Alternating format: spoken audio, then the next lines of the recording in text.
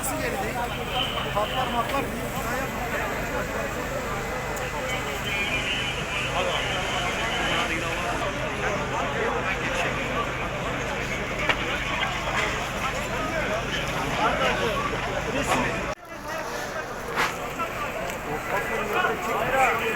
Göster, göster.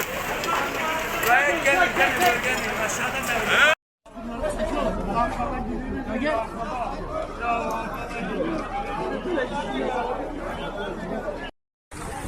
Bismillahirrahmanirrahim.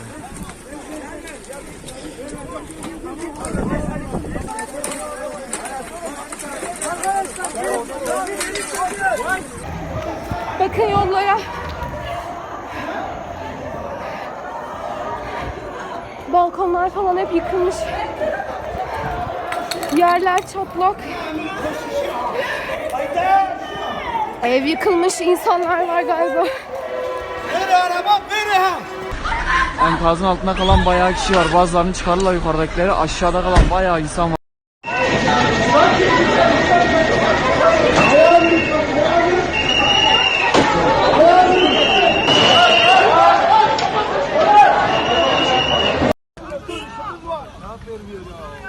Ya deprem olmuş. Binayı yıkılmış.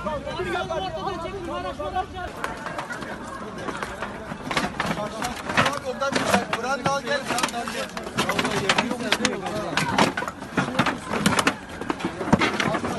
Abi çocuklara bak ya.